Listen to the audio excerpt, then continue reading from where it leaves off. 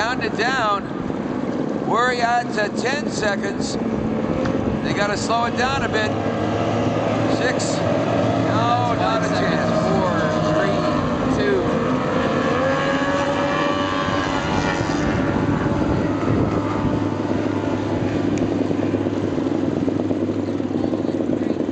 2. You can tell when they've got these boats trimmed out. You know, it's right up in the air and you see that rooster tail down the back straightaway. That means they've got it trimmed right out and getting as much as the boat out of the water as they possibly can. You can see that third place boat right now bouncing around a bit. Got it a little too high. You get that rooster high, you're going to get the bow high too. Well, Brian, I'd hate to tell you, but I think only the last 2 boats didn't jump the start. But again, we'll wait. There's a whole flurry of them going across the line. So once again, let's just call it as we see it out here on the course. Paul Crisco in, actually it's Eric Luxembourg, boat 611 on the inside with the lead. Paul Crisco, boat 54 on the outside. In second. Eric Zonka in third in the dark blue Delta. And Rusty Wyatt in the yellow Critchfield in fourth. It's hard to call it accurately from here, Brian, when we know that there are so many boats that actually jumped the gun on it. Brian Geiger hooking down to the red 705 in the Critchfield. So he's come to the inside of the course. Sometimes they knock the kill switch off. Depends on where they have their switch. Brian's a really tall guy. Hard to fit a lot of parts in there. May have just flipped the switch. And but hopefully he can get that going again. But if he does, yeah, a lot of guys jump the start. Last 3 buoys in that corner as well. Here comes Eric Luxembourg in the lead. On the outside, Paul Crisco. The veteran, boat number 54.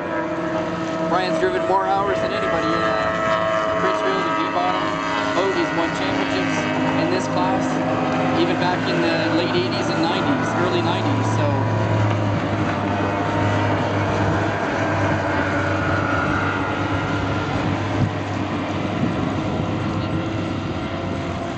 but Rusty Wyatt, he's in that yellow Critchfield. He's doing a good job in his first weekend of racing. Definitely. Now you got to remember they're hitting speeds of 70 miles an hour out there. And you can see by the flags the wind is coming up. So when these guys get them trimmed up, they've really got to be careful. They come into corner number 4. Oh boy. There's a handful of pull right now. 611. Wow. You can turn that 6 over and call it 911 if he keeps on going like that. Yeah, Eric Luxembourg, you can really see him rocking through the corners. That's one of the things with these boats. He's got to get a little bit more of that front of the boat in. You want it about up to where the driver is. That should be where it's set in at the corner so that you've got enough grip. The way it is, he's got so little of the boat in the water, it's really hard to control. Just like that, somehow he's hanging on to it. Look at the back straight. Look who's making the move. Crisco coming up. Watch him come inside tight. The way 611's bouncing around. Oh! That's a hook from Eric Luxembourg. They're going to be side by side coming into this corner. Not for long. He's lost the speed, so Paul Crisco, the veteran, takes the lead as they head into the last lap. Eric Luxembourg in second, and Eric Zonka driving decently here in third in his white-blue Delta. Rusty Wyatt in that bright yellow 93 Critchfield in fourth, and Jake Elsey in fifth in the bright green. So it's important for Jake Elsey to do well in these races. He's in a good spot for points, but I'm worried for him. I think he jumped on that last start, so.